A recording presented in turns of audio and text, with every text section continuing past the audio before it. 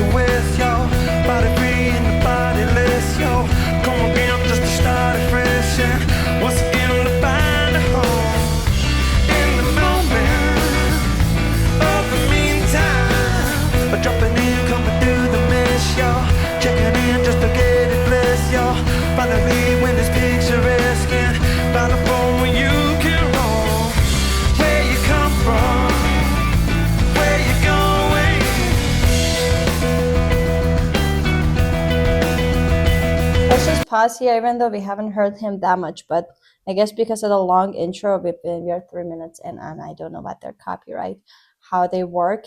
So anyway, I don't know. I mean, obviously this is a live performance, and we haven't heard their studio version before, but I'm not sure like where exactly is the beginning of the song, if the first like minute or so was just like the live version intro, but I love that. I don't even know what instrument it was. It sounded like a bunch of strings or like a violin or something. I don't know if you've heard that they were like making some atmosphere, but like kind of like random sounds, but it made it so like hypnotic. It made it something a little bit, I don't know, deep, and like I don't know, something like a little spooky is gonna come, and then it kind of like went on with to the introduction of the song, but then I can't hear it anymore, so it just disappeared. So I'm not sure if that's just a live version or they also have it in the studio version, but that was like the intro was so like I guess hypnotic would be the best word to describe it for me. It just like get draws you to like a different world and prepares you to hear the song. I'm not sure what's gonna happen later in the song, but it just created kind of like such a atmosphere in the beginning. Well, I view it completely differently than you, and I Oh. have really different take because, or not just like that. I can just say, okay, now initial, okay. First of all, about the intro, which was so beautiful. I thought it's a violin, and as I saw that the electric guitar is playing it, I was so shocked because I don't know if they did it electronically, something so that it sounds like a violin, or something like electronic happened here, Yeah. because I'm not really sure if a electric guitar can sound really like a violin. Second of all, for me, it wasn't like random notes that was just the atmospheric. It was the bass theme of the song, and you said that it disappeared. No, it didn't disappear. Now we are hearing it from the electric guitar with another Okay. rhythm, yeah, and with another kind of feeling or vibe, but we still are hearing it. And first of all, about the intro, it was, yeah, there was a main kind of theme and main line that it started with it, but there were like couple lines, 2 or 3 other lines that were happening and making a polyphony together. And the very interesting thing it was that they were making a like a canon, but not exactly like a canon. It had like canon aspects, but the interesting part was that each time the starting point of the layer, the other layer, was starting in a different um, time. Like the main theme, if the main theme was like that, sometimes the other line start here, sometimes it start here, sometimes there. So it even made it more complex and like more interesting to the ear. And it really reminded me of Passacaglia, because in Passacaglia it's like you have a melody that can contain like 4 notes or something. It's like a bass ostinato, but it can also be like it. The Passacaglia is like a bass ostinato, which is a bass melody, like a low with low notes, and then it repeats during the whole piece. But then some other stuffs come above it, but you can hear the whole bass ostinato in the whole piece. But this wasn't like a bass thing. This was more like an ostinato, like something that will repeat itself, but it's not that low.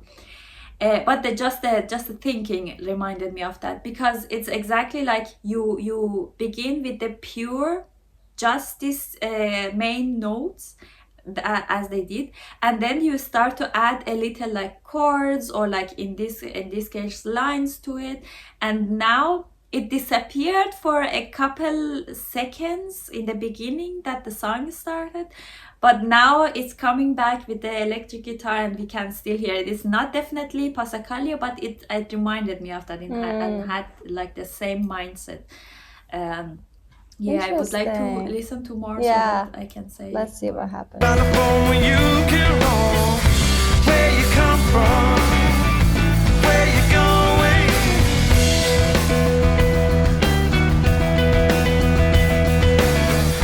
where you come from, where you going. Do it all and it all again, y'all. Make it up and you make a friend, y'all.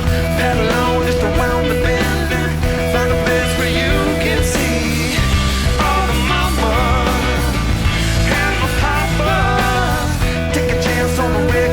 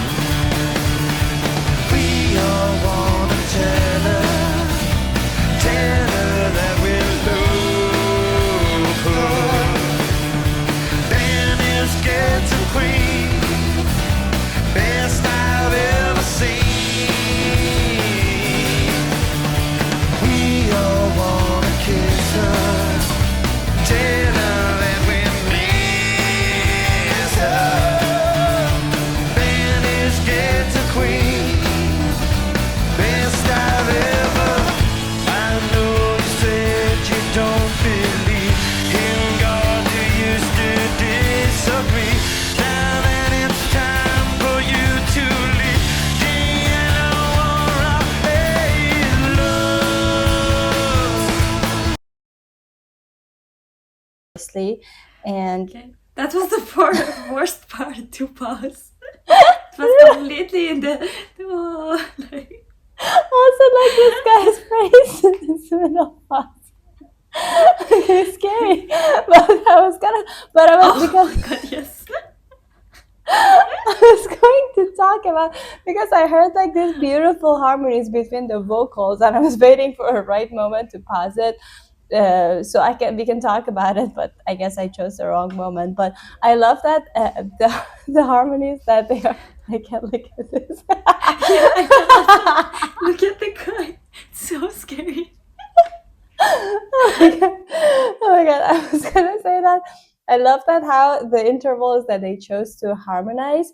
It's first of all, the main guy is like so like in the front of it, and the harmonized guy, the guitar player, the acoustic guitar, is so kind of dynamically in the back, so it's not like a equal harmonization. But also I feel like the notes that they chose to harmonize, it really feels like there's a lot of space between those two, just pitch wise, and harmony wise, the two lines that are going. But that's why it creates kind of like a not a full harmony to me. It feels a little hollow, like a little bit there's like some hole in this harmony. I don't know, it's just doesn't feel that tight. It feels like it's loosely, like maybe like they're connected. I mean, obviously they're connected, but that's like the soundscape that it creates. Instead of like a full tight harmony, it just creates like a very spacious sound, and that's very interesting. The thing that I said about the Passacaglia, it's even still there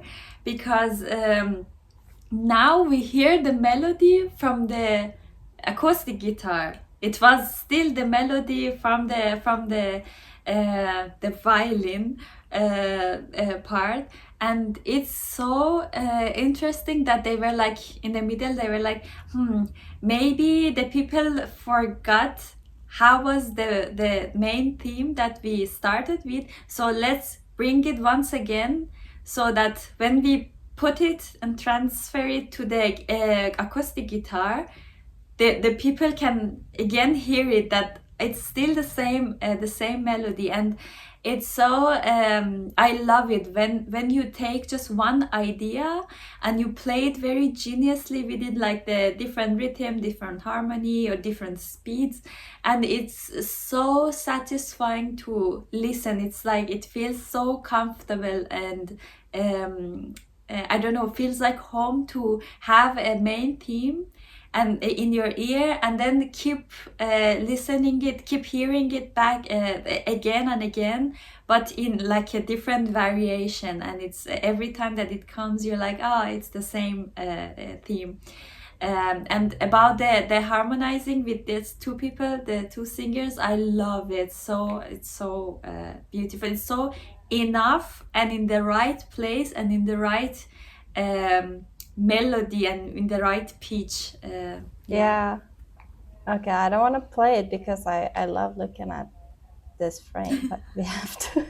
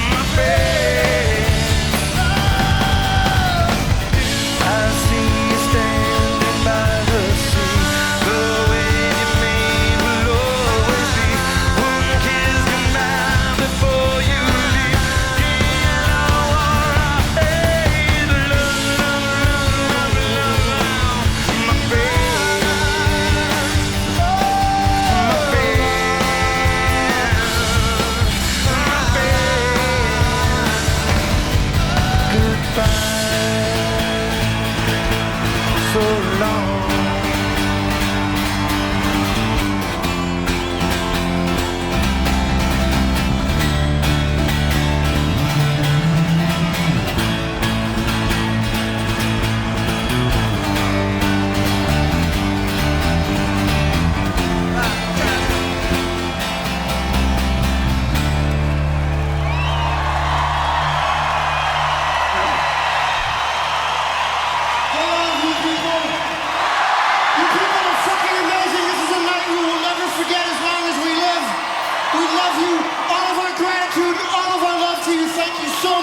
Coming.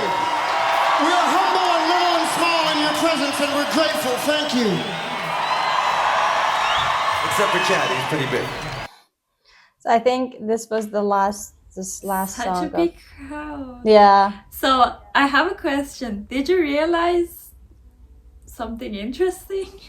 Oh my god. Did you realize that where this theme, the main theme, went in the last part? Who was playing it? Wait. The main theme.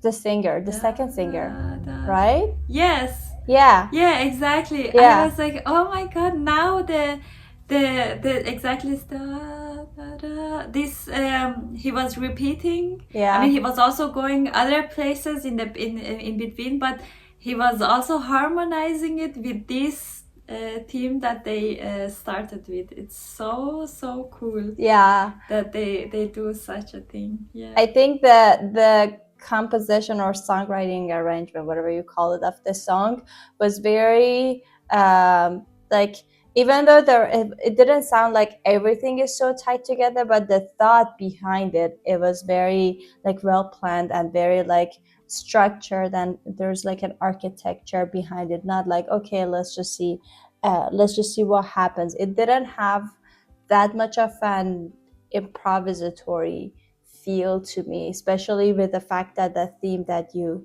draw my attention to like kept like showing up in different places. So it was, even though it was a longer song and it had two sections, which we can really talk about, like how it transitioned and then the contrast between them, but it had like that like there was a lot of cohesion between them to make it like all like one big flow during the entire song. Okay, well, we gave a pause to read the lyrics once again because it was obvious that with this song there's going to be a very deep meaning behind it and so many metaphors, and it's so fascinating that how you can feel the spirit of the lyrics and what they say into the song, because it was talking kind of about that how a spirit, like a person's influence, can go through so many people, and can, even when you die, the influence that you made on people will still exist, and your spirit will live forever and go through the whole people and the people after them, that you made this influence on them.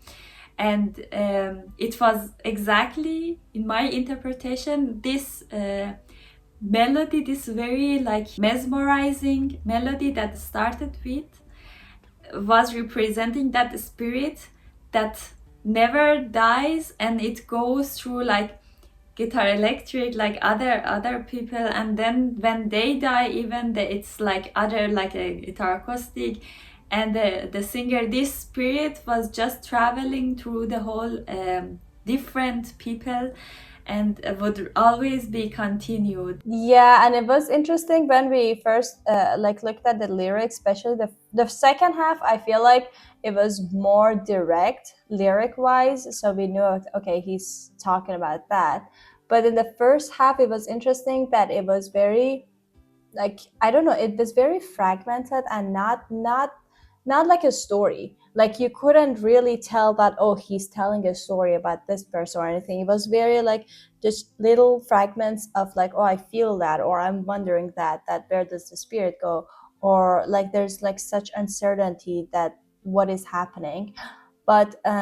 but it was very interesting to, I mean, we're not that familiar with like songwriting and lyric and stuff, but it was interesting that he chose that, because again that also reflects on the grieving part of it, because once you're mourning something or somebody, you're not necessarily like that, you just remember things, or your brain is not really like in the narrative kind of way, things like that, like you just remember things about that person, or you just remember memories here and there, and your feelings. I remember I read a book, I have no idea like who he wrote it or who it was something years ago, but he basically wrote his thought process when his wife died.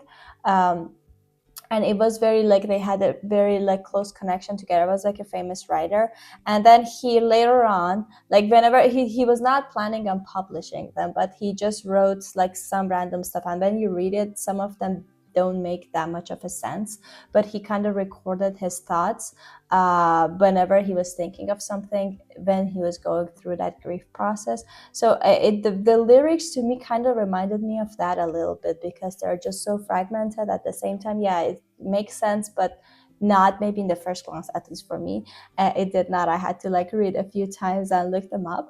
But then the second half of the song were more like, also the music were more like celebratory, that okay, I got to the conclusion that this spirit is going to go on, the journey is not doesn't end with passing away of something and somebody, that just goes all the way, and then it ends with such a like warmth, and like not desperate or not mourning anymore, you're just celebrating that person's love. So even though I was not, at least not expecting that like very sophisticated deep lyrics and music, but I'm glad that we did it. It was a very interesting first interaction with Red Hot Chili Peppers. I also love the name of the band, and that was definitely a very epic live performance. So we want to thank you, Robert, for suggesting this song and this performance, and we hope you guys enjoyed it as well. Don't forget to like this video, subscribe to our channel if you haven't already. If you want to support us more, there's a buy me coffee link in the description, and we'll see you guys tomorrow. Bye. Bye.